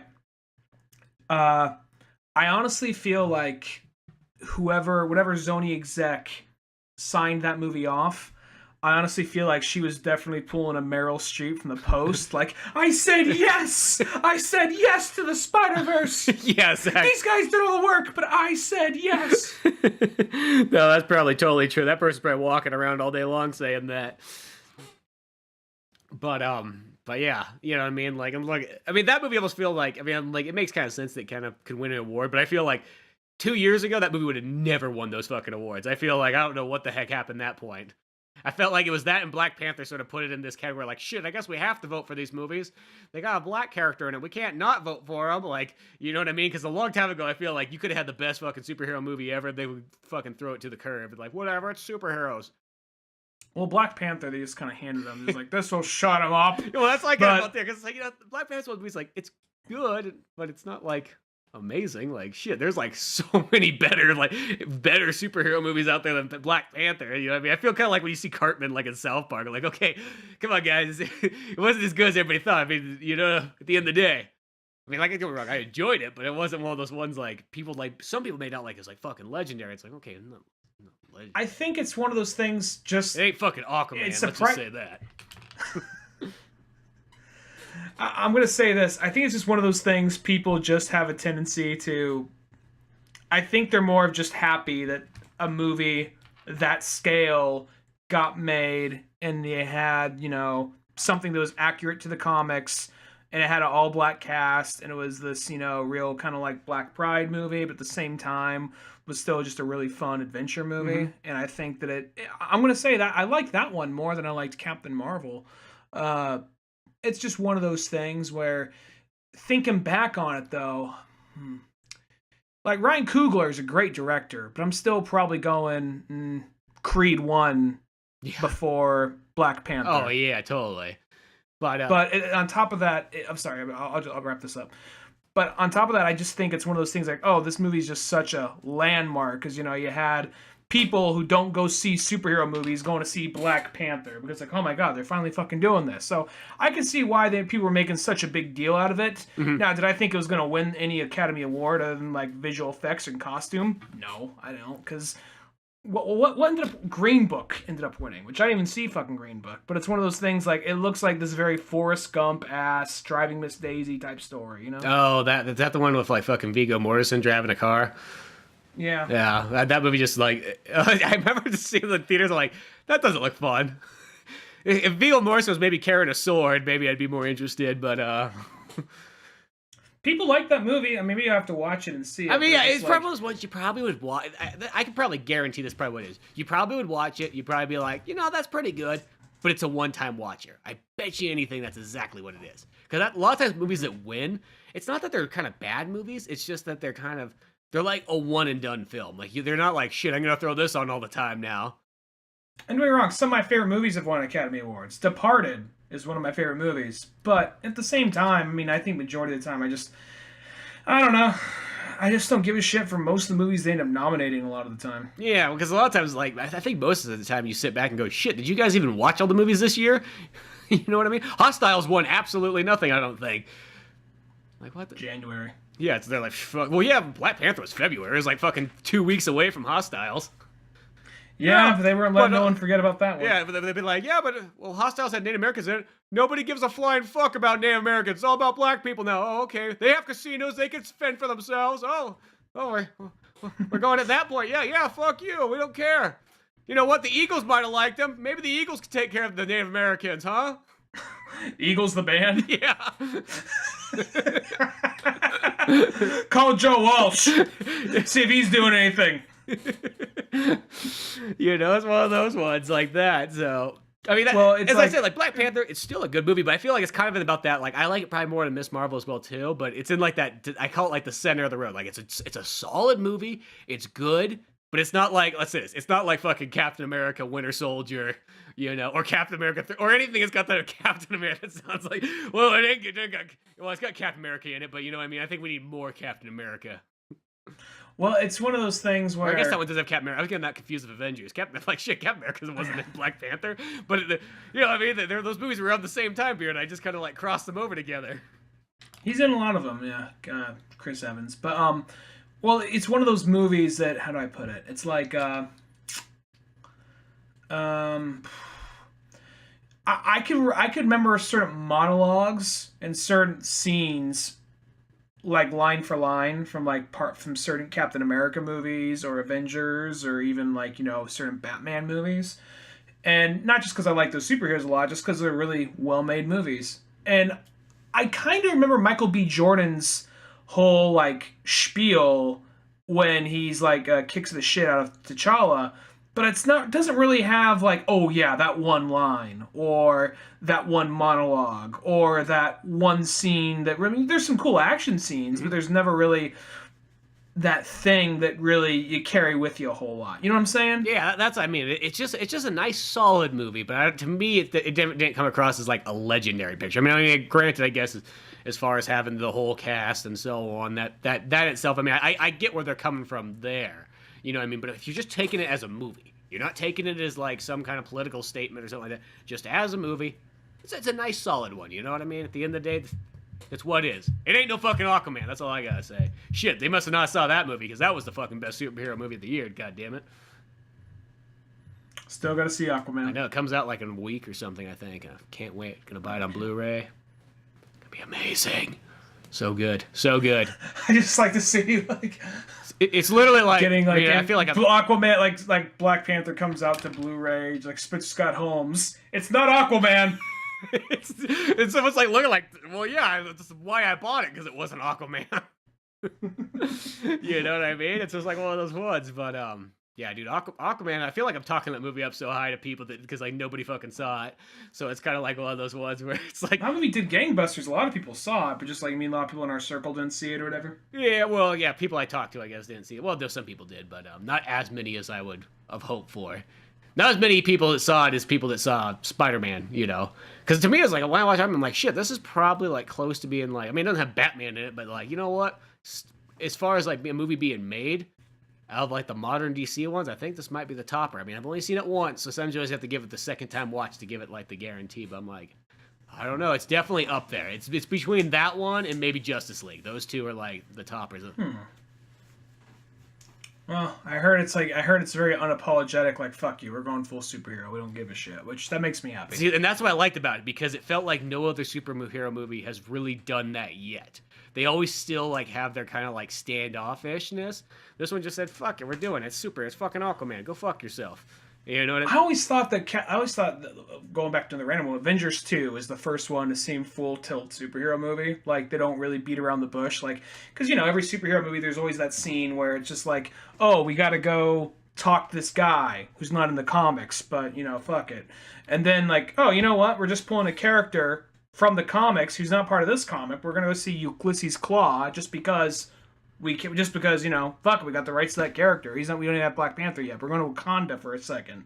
So like that right there, I thought was cool. Yeah, no, that one, that to me is one of the best Marvel movies out there. It's Avengers 2. Mm-hmm. It's funny because that's the one that doesn't get as much praise, but to me it's like top 3 favorite Marvel movies or Marvel Studios movies.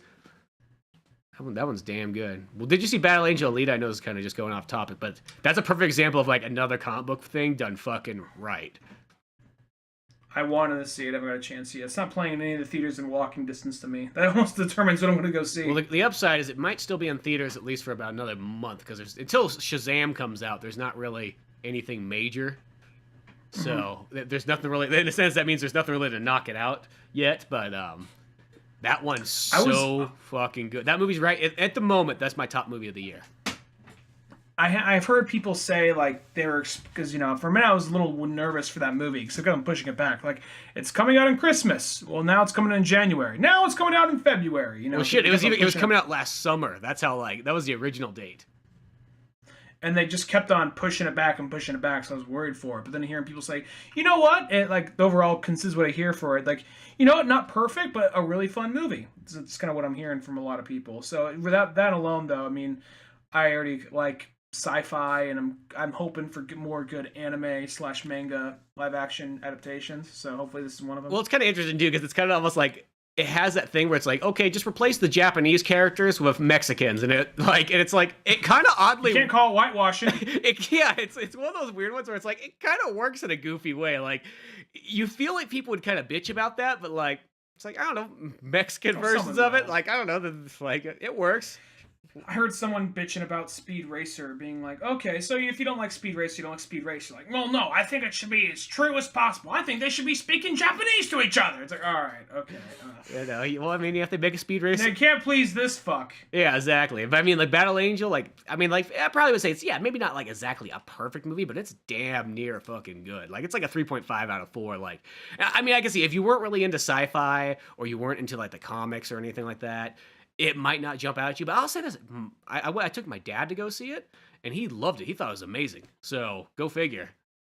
Oh, there you go. A Japanese manga can like appeal, you know what I mean? Like, well, I mean, I guess always the right ones can. My dad like Cowboy Bebop and things like that. I feel it's like as long as it doesn't have the goofy weird character in it that's gonna turn people away, you're kind of golden. But no, that Battle Angel one was like it was real dialed in. I think the only thing that it probably could have made it slightly better, in my opinion, is if it was just rated R, because the manga's super violent.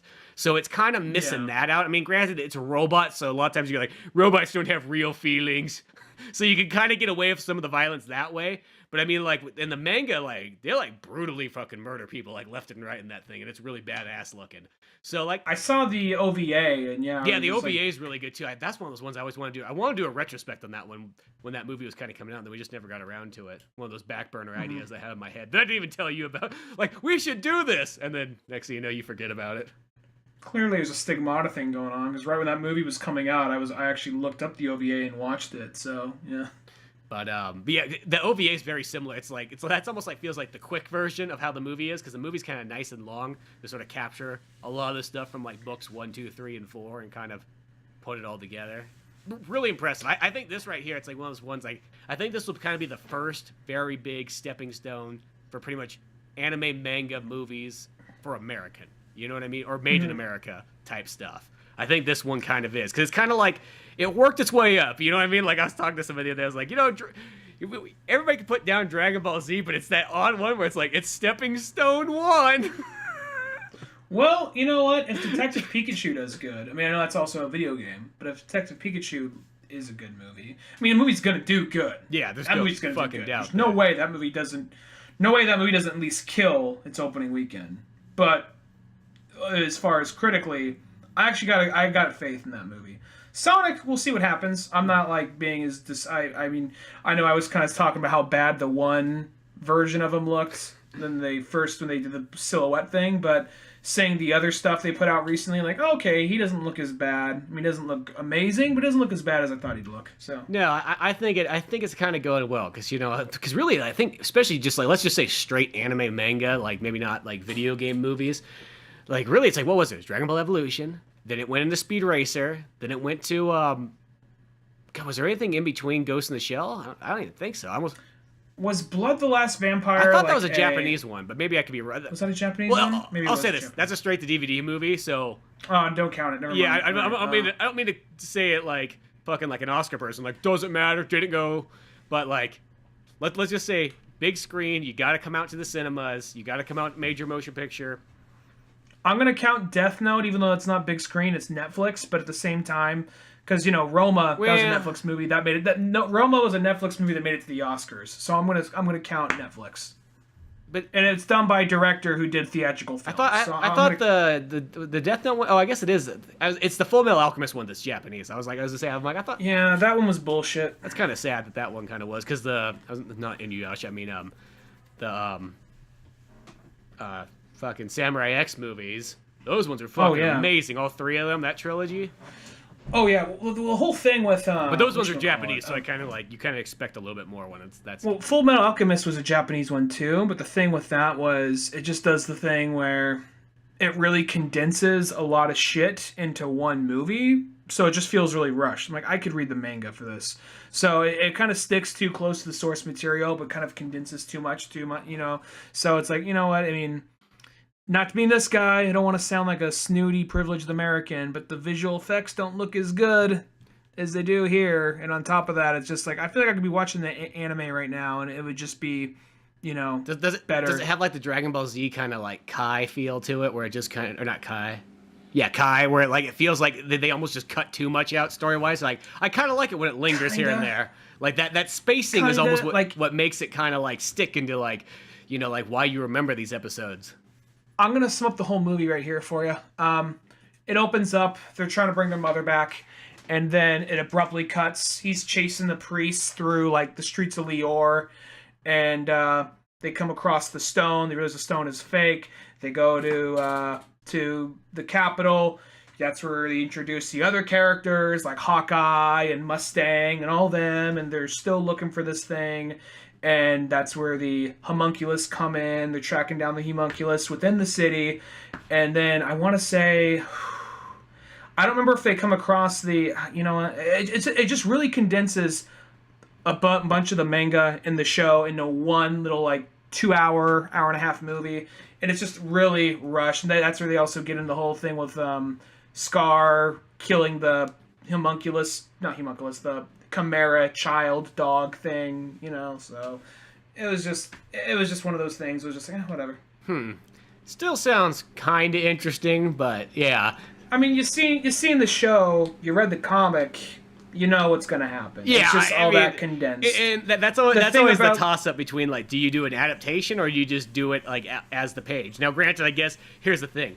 What do you think if somebody watched that who never saw the show or never read the manga? I don't know what they think. I'm not sure what they think. Like, if you sat your dad Well, first off, you say, like, why are they speaking Japanese? First thing. But, other than that, like, wait, so this is magic or some bullshit? Like, no, Dad, it's science. It's not fucking science. What is this horse shit? So... Yeah, that one probably wouldn't get that far off the ground. No, it wouldn't. I mean, I feel like only people who really like this movie are people who like the anime or the manga. Because I don't think it's changed anybody's minds. Yeah. And, it's like something like Batman. There's 80 years of Batman, so you can pick and pull and Frankenstein some crazy story together. Same thing with Avengers, same thing with Captain America, same thing with Spider-Man, and that's what 90% of superhero movies do. So that's why I think those can work.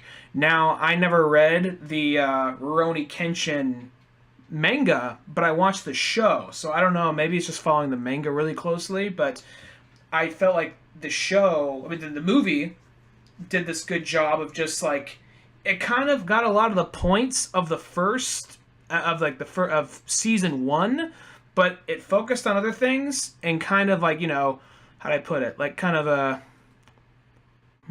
what's the word I'm looking for here, it emphasized on certain things, and it's just like, okay, this was originally a kids show, we know they're a little older now, so we have no problem making it a little bit more we have no problem making it a little more violent, we don't give a shit. Well, that's what I just loved about that movie, is they just they took, like, almost like, because the show, at least the American kind of dub, is kind of goofy. Like, you watch the Samurai, like, X, like, the anime movies, and those ones are, like, very serious, but for some reason the show kind of has, it almost feels like it can fit right, between, like, like the Saturday morning, like, kids block section. Those, I'm not sure, maybe the manga was way darker. I don't know. I'm assuming probably the manga was, but as I said, it might be the dubbing, because a lot of times sometimes the dubbing kind of does that, where what I liked about that live action movie is it's just like, it's serious, and it just treated it like a fucking full-on, like, live action samurai movie. And then it was just, like, violent and just so good, like, fucking action. Like, I was sold the whole way through in that trilogy. And that's one of those ones where it's like, I watched, Rurouni Kenshin here and there, and, and I saw, like, the Samurai X movie and so on, like, a few other things, but not, like, so much so, like, I wasn't as, like, I didn't see it like everything, like a Gundam Wing or like a Cowboy Bebop or like Dragon Ball Z or something like that. That show was one of those ones where I just saw occasionally. So maybe that sometimes also kind of maybe is like, okay, the movie sort of fills in the blanks. Where I could maybe see, like, say if you sort of knew a Full Metal Alchemist, but you didn't really like, you're like, oh, that one always looked interesting, I just never got around to ever seeing it. Would the movie be maybe more appealing for that kind of audience? I don't know. Maybe. I mean, for that person who's already open to Full Metal Alchemist, they might as well just go watch the anime, because they're already watching this thing that's not in English. Okay, so maybe they're on an airplane. They have 2 hours. The kid. Really narrowing it down. Okay, so it's between Full Metal Alchemist and Legally Blonde 2. Well, you're probably going to go with Full Metal Alchemist, I'm going to guess. Maybe? Yeah. Okay, so good. We got that point across. That's all that mattered, but... I don't know, maybe. I watched it, and I watched the whole time, and not to be a dick, and I'm not trying to shit on nothing here, but I mean, I felt nothing watching it. So... I just felt like I could have been watching the anime. That's all I thought. So if they made, I think that's also the other thing that works kind of for Battle Angel Alita, because the only thing it has anime wise is just that one movie, and it's like an hour long. It's like a short one. It's an OVA one. So I think that kind of makes it kind of nice, because I think when things have sort of like an anime and they have all this other stuff, it's kind of like, why bother? You got so much other media.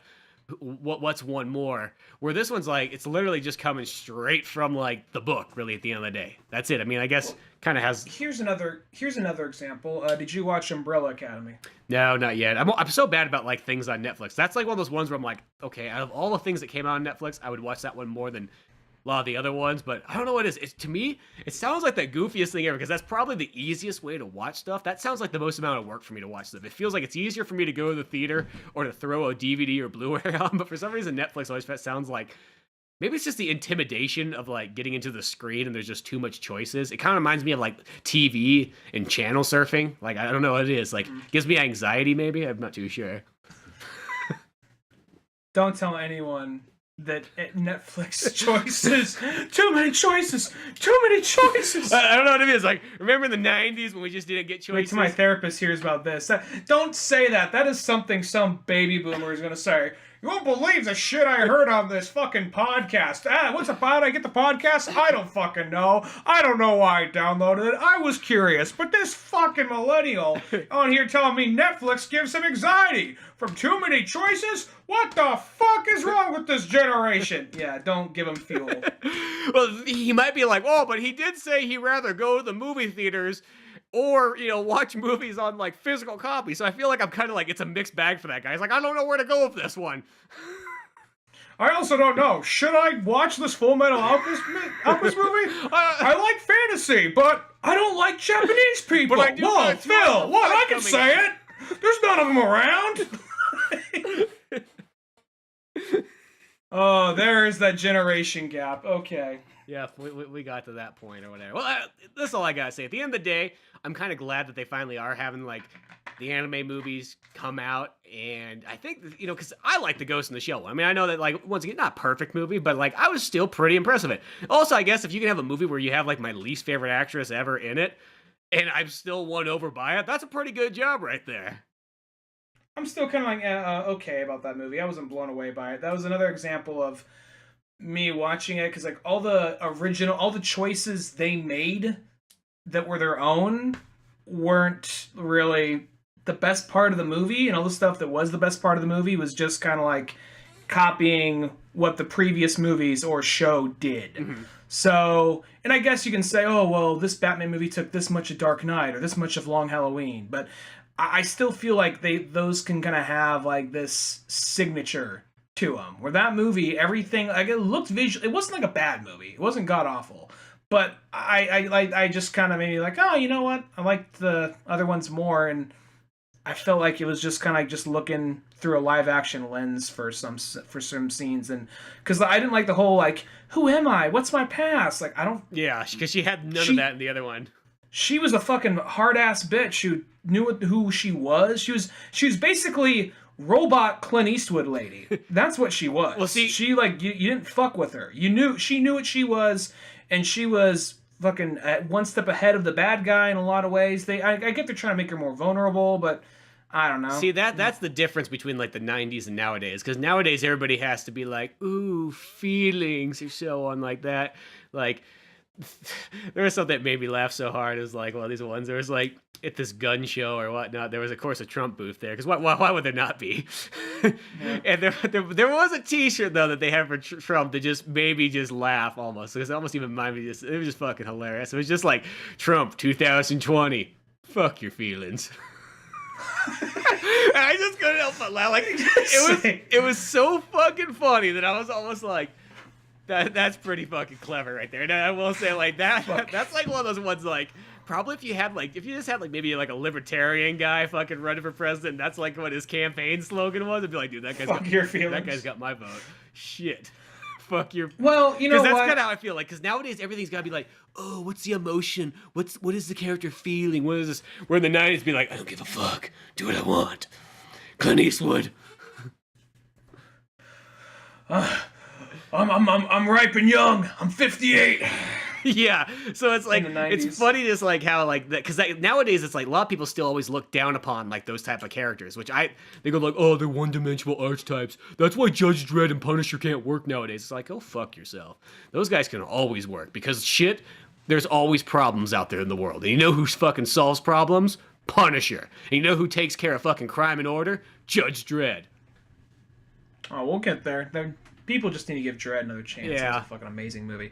But I think we just need to get rid of people's fucking feelings and get back to what's important in life. Well, I'll say this. That shirt, it's one of those things where, you know what? It's hard to... You can't really argue with that. You can't... It's one of those things like, you can't... What do you say after that? Like, fuck your feelings. See? It just... Conversation's kind of done. I mean, I know I'd probably disagree with... Who's ever wearing that shirt? I probably disagree with him just about everything. Just because, you know, I didn't vote for a giant orange Cheeto monster in the office. But at the same time, if he's wearing that shirt, like, fuck, you win. Where can I go in this conversation? Yeah, you know what I mean? You got to give credit to that fucking t-shirt. It gave me a laugh for days. Hell, I'm still laughing about this, and this was like weeks ago. But yeah, I think that's just the thing. It's just like I miss the old-fashioned like stern action character, the one who just kicked ass and took names. Well, you know actually who did that pretty well? Fucking Cable in Deadpool 2. Oh yeah, definitely. He was even a throwback in the '90s. They were mentioning that a lot. But I was gonna say. Oh yeah. We were making a comparison about like, you know, something that's like a straight adaptation to something that kind of takes more inspiration. Mm-hmm. I'm going to say check out Umbrella Academy, and I'm going to say it's kind of one of those things. It's kind of one of those things where it's like, how do I put it? Yeah, like 5, he's like a fucking cold-blooded killer. He has very little emotion in that, and he's like a little kid. So it's one of those things like, okay, they kept that. They kept that the same fucking thing. That's cool. But it's funny enough, my dad said he liked it a lot. Your dad liked it? Yeah, like it came out, he's like, dude, I watched this Umbrella Academy thing last night. He's like, it was fucking awesome. I'm like, oh, huh. Well, it's one of those things where it's like it's been so long since I read the comics, I didn't remember everything. Yeah. But watching it, I was a little apprehensive at first because it doesn't take place in this weird, fantastical world. It has a couple weird, fantastical things about it, but it's very much in our world, and that's one of those things where you go, you mean the Eiffel Tower doesn't turn into a robot and attack people? You mean it doesn't have this weird Sgt. Pepper's Lonely Hearts Club Band kind of look to it? It's just kind of set in our world. Why would you?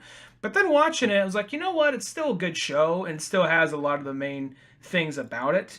And I think that, and my girlfriend and I were watching it, and it's one of those things, she's not really a big comic book fan, but she found herself watching the show, getting into it, and then asking me, comparing it to the comic, doing like, does this happen? Does that happen? Is this character in there? You know, whatnot. And there's some things I'll say that between the two of them, I think they both one does some things better than the other, and I kind of like them both equally. I mean, I kind of wish it took place in this weird, fantastical world that's in the comics. That's kind of weird. This weird, like, gothic Tim Burton / Johnny Quest kind of world. Mm-hmm. But at the same time, they just do some of the characters better in the show.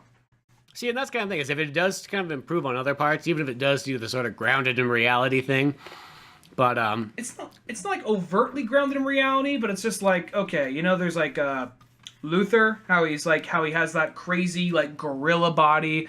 It's also looks part like robotic and all that. Most of the time, you could tell it's like a weird giant body that doesn't fit his head, but he's wearing like an overcoat and a turtleneck, and there's at some point he gets cut and people see all the hair, then he rips the thing off. You see he has this giant gorilla body. So it's one of those things where it's like, okay, so some things they beat around the bush, but there's still other things they get down. Like, I'm glad they kept 5 as a cold-blooded murder machine. I'm glad they kept that in there. Yeah, it still sounds pretty cool. I'd like to check that one out. And I think kind of like, it's just like that in kind of like Ghost in the Shell. Like, I kind of feel like for some of those ones, like, I think a lot of times their target audience isn't really necessarily like the comic book fans as much. It's kind of like the comic book fans is like a bonus. Like they're going to show up anyways to see this kind of stuff. But the targeted audience is like the people who have never seen this stuff before, but maybe have like heard about it. You know, I mean, Umbrella Academy is one of those really odd ones because that to me is like, that's such like a lost kind of like hidden gem comic. I remember when they first like kind of said they were making them, I'm like, That's a fucking weird. That's a Why so soon? That's a deep pull. I mean, really. I mean, I guess here's the thing. The thing that makes that comic kind of big, and really the only thing that makes that comic really big and stand out, is Gerard Way of My Chemical Romance. And I don't even know if, like, nowadays, is that even, like, the biggest thing at the moment? Because, you know, My Chemical Romance was, you know, when we were in school, that was, like, the fucking hugest band. But I guess it kind of dipped off the radar ever since they broke up. Well, I guess let's just kind of look at it from another perspective for a second. Let's just look at it strictly from, like, a producer perspective. Producers probably now keep a close eye on comics. Doesn't mean they read them. Mm-hmm. But they probably keep a close eye. Like, whoa. We keep a close eye. We don't fucking dare touch him, though. Don't. Yeah. Well, they probably keep a close eye on comics, what's coming out, and they look at something like, I don't know, Gerard Way's been working in comics ever since, you know, I mean, he was working on a little bit near the end of My Chemical Romance's run, but he's been working on him a lot more since they broke up. Mm-hmm. And, you know, I think he still puts out some solo work here and there. But anyway, so I think they're like, whoa. All right, well, Gerard Way, he already has a fan basis. You know, he's also a comic book guy. I know we're trying to look for the next comic book to make. You know, I think people might be getting tired of all this DC and Marvel shit. Let's throw a random one out there. And this one has some name behind it. And plus, he's doing a lot of big things and getting all these awards for other books he's doing right now. So, yeah, let's give this thing a shot. Plus, that was something they were talking about making as far back as 2010. It just took this long for it to come out. Yeah, that is kind of an interesting one. I just remember when it came out, or just like when they were talking, I'm like, that's kind of that's an odd pull. That's like, you know, I mean, just going for like, because it's like, even like Umbrella Academy, like, who's it published by? It's like not even published by like Dark Horse. Yeah, Dark Horse. Okay, I thought it was published by even one of those, even like odder studios, but okay, Dark Horse is one of the top 5, so never mind. I guess that is pretty big then. Well, it was just a mini-series, and Volume 3 just came out a little bit ago, which I had no idea about. So, okay, so you only have 2 volumes. What are you doing? They mix up Volume 1 and 2. Like Hazel and Cha-Cha are prominent characters in this, and they don't come in until Volume 2. So, they also, you know, they try and make... Here's another example. Like, I wish it took place in this fantastical world. I like the way they expanded on some of these characters.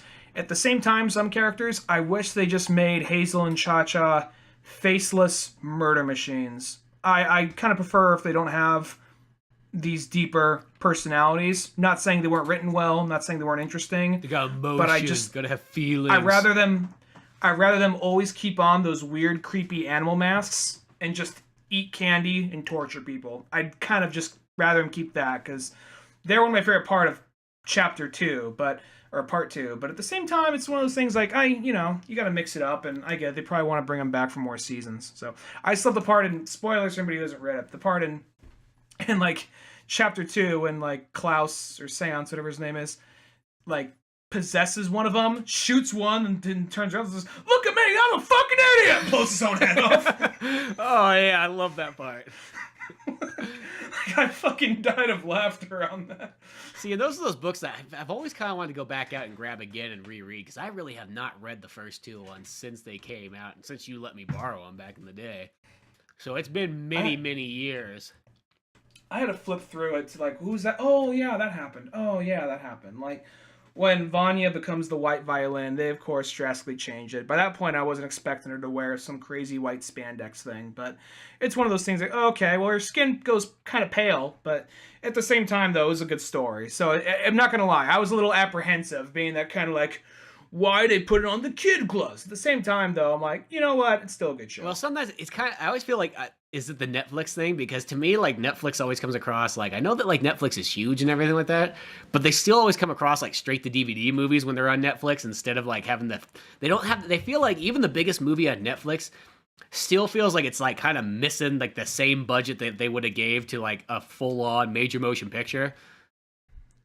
It feels like a TV show with a good budget. It doesn't feel like... Now, is it a TV show or is it a movie? It's a TV show. Okay, well, that makes sense a little bit more than that. For some reason, I didn't know if it was like Full Metal Alchemist, where it's like a 2-hour movie or something like that. Well, it wasn't really a Netflix original. They call it a Netflix original. It was made in Japan. They just brought it to Netflix here. Oh, okay. Yeah. Well, yeah. We should probably wrap this up, though. Yeah. So much for sticking just to Captain Marvel or whatever, but... It all kind of relates. It's all fucking comics. Shit, man. Man, it's all comics. But no, I don't know. Miss Marvel, I don't know why people would be bitching. I still, at the end of the day, that my 10 cents ends with, it's a great, solid movie. You know what I mean? Solid, like, you know, it could be a double feature with Black Panther solid. There you go. Good fun movie. Good fun movie. And also check out Umbrella Academy. yeah, so there's all kinds of fun stuff out there to watch and shit. Nobody should be bitching about it. We got so many goddamn fucking choices nowadays. 2020, fuck your feelings. That's where we're going to end it at. That can go any way you want. It doesn't have to be a Trump slogan. It just happens to be on a t-shirt. Like, I'm not too sure. I'm pretty sure Trump... You can go Aquaman. Fuck your feelings. Yeah, shit, because I'm pretty sure it's just whoever put together the fucking t-shirt booth. I don't think it's like Trump literally put... They probably insert whatever. Yeah, insert whatever. Fuck your feelings. I think that's a good way to go about it because, you know what? Fuck them. Enjoy fucking life. Enjoy all these sweet movies and shit we're going to be getting. You know, all kinds of games, comics. It's all good. But till then, check out oldmanorange.com for more podcasts, cartoons, music, comics, all that fun stuff. Support the show. If any links that we throw down below in the description, you know, it just gives us a little something our way. It doesn't cost you any extra. Until then, I'm Spencer Scott Holmes. And I'm Ryan Dunigan. We'll see you some other time. Later, folks. Thanks again for listening to the Old Man Orange Podcast. Sure, check out oldmanorange.com for more podcasts, cartoons, music, animation, and a whole lot more. We also have the Old Man Orange blog going with all kinds of fun stuff. If you easily want to support the show, use one of our Amazon links either on the website or in the description of the podcast below. Rate, review, and subscribe to the show either on Podbean, iTunes, Spotify, YouTube, Newgrounds, or anywhere else that you seem to get this podcast from. Grab the sitcom-styled comic book Pizza Boys on either Comix Central, Comixology, or Amazon. Want more podcasts? Check out the Indie Comics Club over at Comix Central. I also got a workout website called Thor's Hidden Gym, filled with fitness tips and tricks, videos, and a whole lot more fun stuff in the calisthenics world. Talk to us on Twitter at Spencer S. Holmes and Dunigan Ryan. Like our Facebook pages of Old Man Orange Productions and Pizza Boys Comic. Thanks again, we're out of here.